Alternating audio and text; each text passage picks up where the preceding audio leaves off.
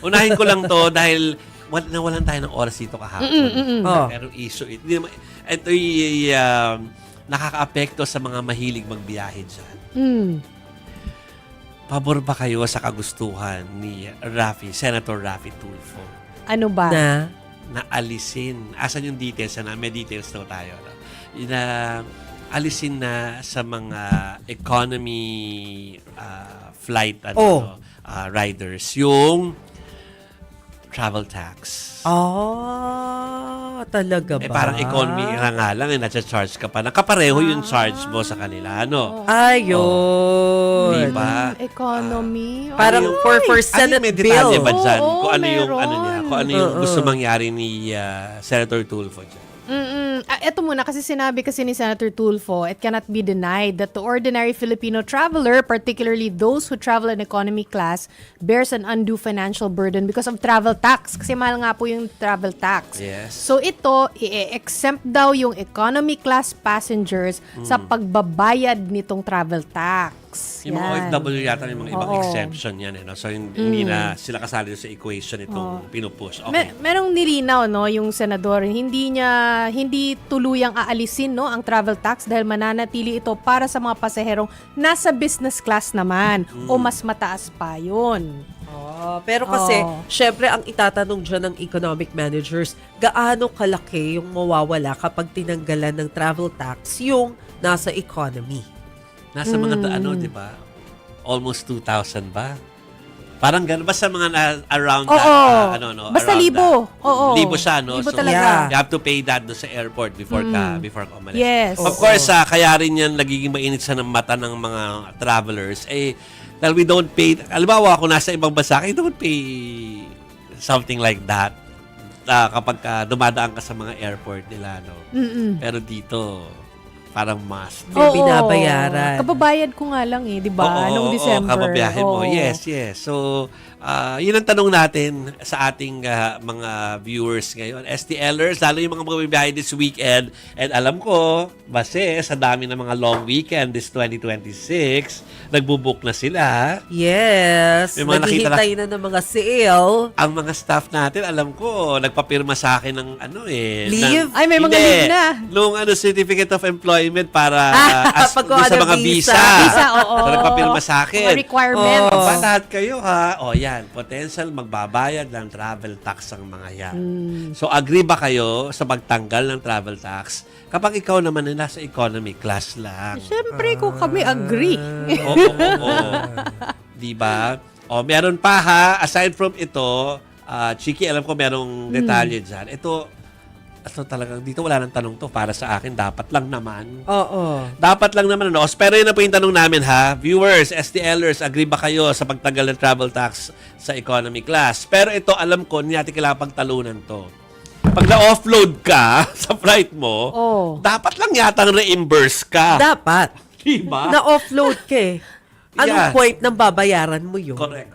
So, Wala ano ba ka yung na details, Teka, Chiki? asan na ba yan? Sa A4. Nakakaloka Mahiwaga. naman yan. Oo. Bakit na-offload Nahahanap ka mo na ba? Teka muna. Ito ha.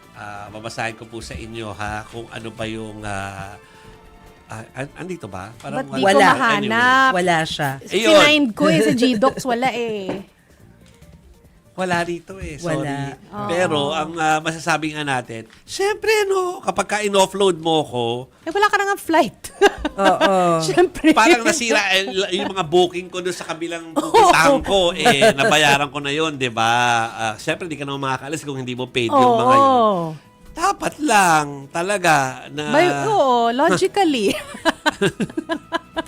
So, marami yung susuporta dito, for sure. Kasi, unless sabihin ng mga tao, parang sabihin ng mga officials kung bakit ka in-offload. Kasi minsan, di ba, nag-offload talaga sila Yung porket hindi nakasagot. Yeah. Or kaya yung mga first time tapos parang hinahanapan ng kung ano-anong papeles. Di ba naging issue yan? Yung tungkol doon sa mga kailangan, dala mo pa yung ano mo. Yearbook mo.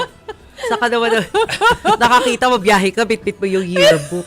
Kaya nga, parang ako naiintindihan ko pag may first time traveler tapos gustong hinga ng mga papeles. Yun namang pertinent naman parang alam mo na hindi naman imposible. Like, Yeah. yearbook na dadalhin mo, may yearbook mo pa naman doon. Paano pwedeng transcript, di ba?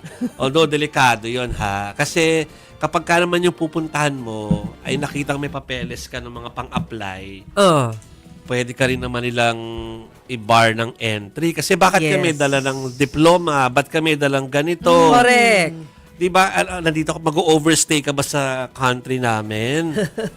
Hindi, at saka yung mga ganong klase ng papeles, sinecheck naman siya kapag sa application ng visa. Actually, kahit application ng visa, hindi naman naghahanap ng yearbook. Totoo din At naman. saka ng diploma. Hindi mo naman kailangan maging college graduate para makabiyahe. Presidente nga, hindi kailangan graduate na college. Vice President nga, hindi kailangan graduate. True. Ganyan tayo dito. Ano Oo. ba? Mas mahirap pa mag-apply. Mag-apply ako bilang secretary sa isang kumpanya. Diba? Naku, hahanapan. Pati, mga referral, di ba? Yung mga Oo. magre-refer sa'yo, magre-recommend sa'yo. Security Yes. guard, at least high school graduate. Yes. Diba? Tapos Vice President, President can read and write. Yeah. So, talaga natin. ito ha, Na iba bigla yung issue. from News 5, ibabalik ko lang from Oo. News 5 yung push nga ni Senator Raffy Tulfo na reimburse yung mga offloaded passengers. Ito ay tinatawag na Senate Bill number 1657 or the Passenger Protection and Reimbursement for Deferred Departures Act. Prolonged immigration interviews, which are usually conducted in the context of anti-trafficking efforts, have in certain instances resulted in Filipino passengers missing their scheduled flights Yun. despite the absence of a formal court order directing their deferment or denial of departure. Basta may reason kung ba't Correct. ka... Alam mo, parang unreasonable yung dahilan kung bakit hindi ka nakaabot dun sa flight mo kaya ka na-offload. Dapat naman talaga i-reimburse yun. Tama. Di ba? Kasi parang tama yung yung wordings nung bill na we understand na umiiwas tayo sa trafficking. Yeah. Umiiwas tayo na maloloko yung tao natin na papaalisin na baka mamaya pupuntahan niya dun sa kabila lang sa aabusuhin o kaya ay iladalin sa trabaho hindi naman makatarungan. Oo. So okay lang naman 'yon pero kasi diba, parang alam mo naman na parang in about an hour, aalis na yun Parang dapat aalamin ko na dapat aalis. Correct. So pag na-defer at hindi may iwasan, reimburse natin. Kawawa naman. Alam mo, yung karamihan ng mga OFW, so kaya yung mga aalis, pinangutang yung biyahe nila. Totoo. Oo, actually. Oo. Para lang makaalis. Parang tayo, ganyan na yung naiisip natin. Kung minsan nga ako magtuturista ka lang sa ibang bansa, natetense na akong baka ma-offload ako dahil sa haba ng pila sa immigration di ba? Although kapag gano'n naman, sinusundo ka na ng mga crew. Oo. Pero, di ba, kahit na agahan mo doon 3 hours before ka, ilang beses pa rin halos Oo, tumalon yung puso ko na hindi ako aabot sa haba ng pila sa immigration. Grabe. Sa haba ng pila. Oo. Ay, nako. May mga not covered daw, Chiki. Yan. Ito, dapat yung incomplete.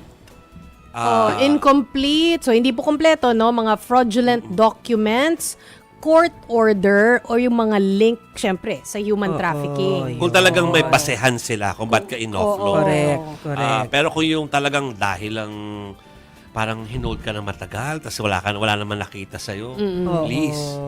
I mean, sagutin nyo naman yung naging consequence nung pagkaka-offload po ng mga tao. So we understand that. Ano po?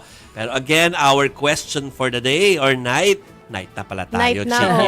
night na talaga. Agree Patulog ba na. kayo sa pagtatanggal po ng travel tax sa mga economy class passengers? Ano po mga kapatid?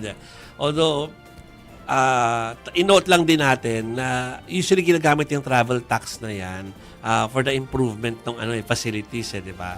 O, di mas lalo kung gusto tanggalin niya kung di nyo ini-improve yung facilities. Yeah. Please. Kung di Oy, kayo pero makasiya, ngayon may improvement naman. May na, to improvement be naman. fair. At saka di ba yung kapag arrival, ewan ko kung na-experience ni Chiquito, pero yung pinakahuli kong biyahe, to be fair, na-experience ko na kapag, yun doon sa may luggage area, Oh. yung pagdating, may nag-a-assist na sa'yo na magbaba ng bagahe mo. Hindi ka na yung mag-isa na nakaabang doon tapos Oo. parang unahan kayo ng gulo-gulo. Hindi, may nag-a-assist na. At Hindi ko least tanda ko Terminal 1 nangyari. Hindi ko na-experience siguro kasi may mga kasama kami mga lalaki. Pero in fairness, oo. sa immigration, Oo. Walang kaproblema. Mabilis. Ah, Nung that's umalis ako nice, that's at nung nice. pagbalik dito. Oo. Although gumamit kami ng e-gov, Oo. yung e-travel. Of Yes, course, yes. of Oo, course. required Oo. yun. Yung palabas Very mabilis important. eh. Oo. Yung ano ka, yung iaano mo, isa-swipe mo lang. Oo, Mabilis swipe, naman swipe yun, lang. diba? Anyway, Ay, alam ko na ba't mabilis. Kasi may senior pala kami tsaka mga bata. So, baka Kaya yun. nandun kayo sa... Oo, priority. Ay, hindi rin. Kasi kung minsan yung priority lane, kapag madaming senior, Marami at saka maraming rin. bata, marami Yung mga rin naka-wheelchair. nakapila. Diba? Oo. Oo. Marami naka-wheelchair, pero no problem naman. In So, my experience, improvement. last alam mo, December. ginagawa lang yung katapunan yan. Na, hindi, at least sa Amerika yata ito, nabasa ko na parang, ano daw, ang mga airports daw is a place for miraculous healing. Ano? Kasi may mga Bakit naka-wheelchair na ano. Darating na naka-wheelchair. Marami Tapos sila. biglang makakatayo. Ah. Pero ano, I understand. You know why I understand? Baka dito pa parang hindi ko maintindihan kasi parang, although minsan mahaba din, ano. Oo. Kasi mga airport sa ibang bansa, ang haba talaga nung from one Huy, one oo, gate to nakakahiga. another. Totoo. So you will understand na mga, Kung ang mga matanda ka senior naman, natin. ano. gusto Oo, natin hihinga. Mahina na comfortable. yung tuhod. Oo. Right. Pero yung mga small airports, yun ang hindi ko maintindihan. Oo. Pero okay lang din. Ay, kung talaga nahihirapan maglakad. Oo, Hindi, pero meron talaga. Meron talaga akong kilala na talagang gumamit ng wheelchair kahit hindi naman niya kailangan para lang nga Kurutin maging mo yan para sa priority. akin. Oo. Kurutin mo siya para sa akin. Kulit. Nasa kabilang mundo na siya. Okay, okay.